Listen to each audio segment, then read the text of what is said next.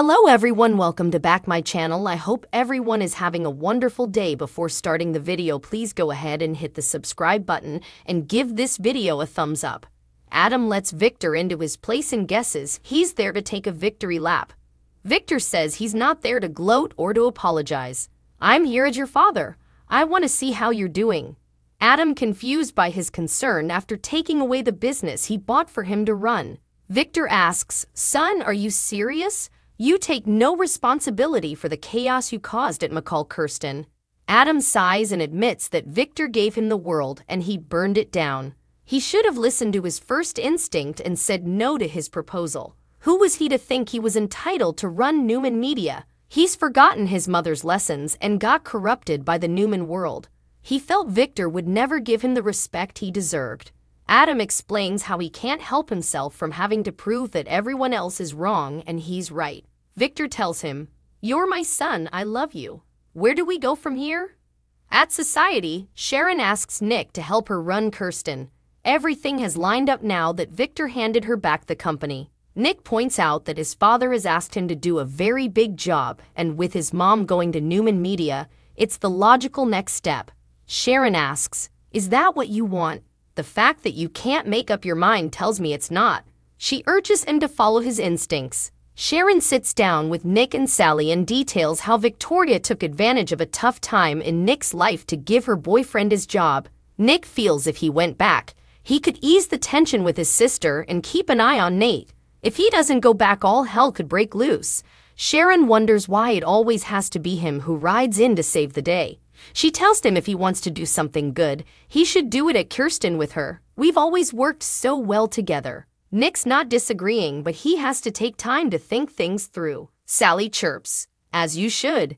Nate greets Victoria in her office. She updates him that she had an uncomfortable meeting with Nick and then confronted her father about the changes he made. She also has jet lag and insomnia. Nate's sorry. He's glad that she's not still avoiding him. Victoria thought they'd gotten back to a good place and comes around the desk to kiss him.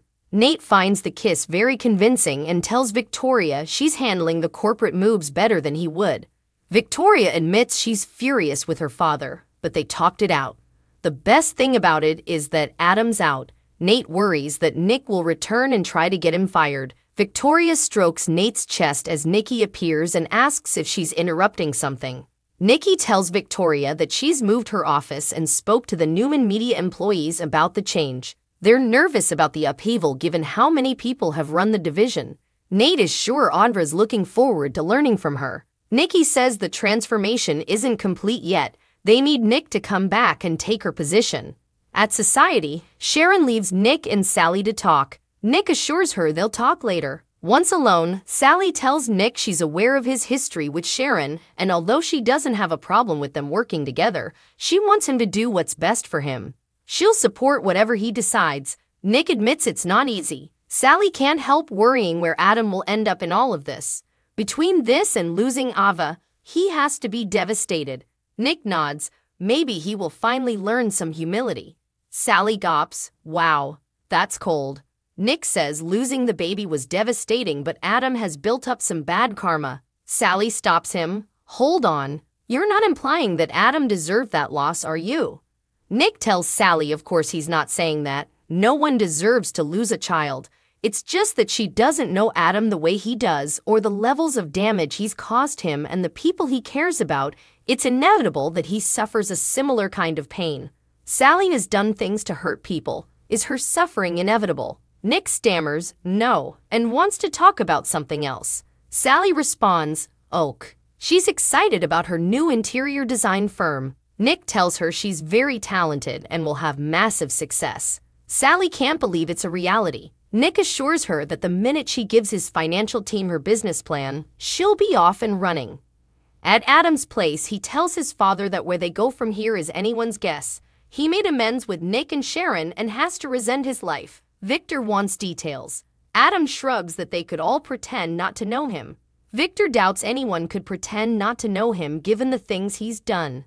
Adam suggests they could treat him like a new member of the family by letting him work his way up in all along. Victor reminds him he once made the men's ruin his office. Adam hasn't forgotten, although that's not what he has in mind. Let me put in the hard work. Let me put in the time. Let me rise or fall on my own merits. Maybe I can finally change Nick and Victoria's opinions of me, and maybe I can finally give you the family unity that you have always wanted, Dad. Victor says, there's only one problem. Victor finds the idea of a new path admirable, but he knows Adam. His darker side will emerge and whatever he accomplishes is ruined. Adam says that this time is different. I have nothing left to lose. He's humbling himself and asking to start at the bottom. Maybe at some point he'll turn into a normal human being and erase some of the damage he's caused. Victor will think about it. If his intentions are sincere, he's impressed. I'll be in touch, Victor says as he walks out. Sharon visits Maria at the Chancellor estate and her daughter tells her that Tessa's photo shoot is going well. She confides that she thinks she made a mistake by moving in there. Everything is unfamiliar to Aria, who is scared and confused.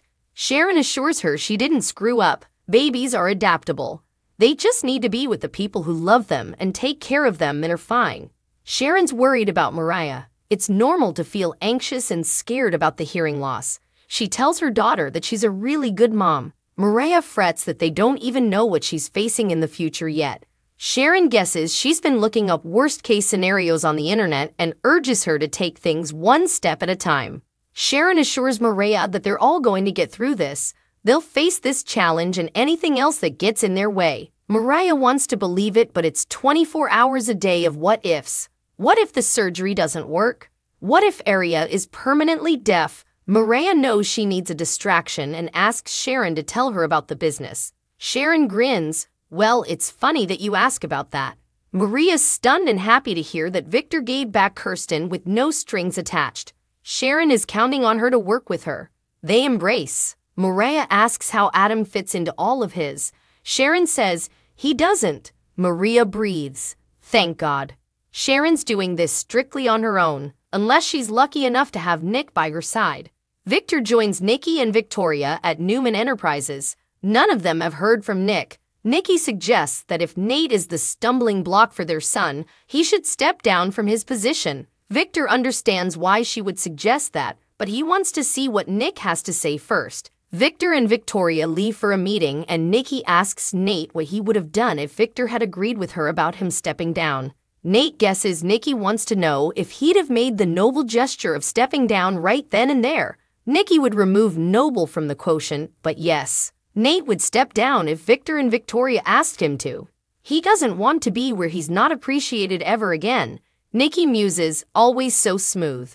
Nate asks what he has to do to convince her that he's sincere. Nikki says, you could step down of your own volition. Be proactive and don't wait for Victor to request it. Then I might believe you're sincere. In the park, Nick thinks back to him joining Newman Enterprises with Victor for the first time. Victor told him it was one of the proudest moments in his life. He then flashes to him and Sharon buying the coffee house. Adam happens along and says, you look like a man with a lot on his mind. Nick says, yeah, and it's all thanks to you, Adam. Adam congratulates him on going back to Newman and insists he's truly sincere. Nick muses, okay, so this is the new humble, Zen Adam I've been hearing so much about. Adam relays that he just spoke to their father. Nick mocks, what did you do? Tell him you were going to change and be a better you? Adam says yes and explains that he offered to work his way up. Nick figures their father bought it. He's his biggest fan. If anybody has eternal hope for your redemption, it is our father. Adam's not so sure about that. Nick tells Adam they've been on good terms and then, like clockwork, he blows it all up. He thinks it would be nice to have a brother he could count on. Adam insists things have changed for him. In a strange way, Victor has set the stage for them to figure out who they are and what they want. Maybe that was his plan all along. Sally enters her suite, plumps down her purse and sighs. She picks up some sketches she's been working on and suddenly gets an idea. She makes some changes. She's still working when a knock comes at the door.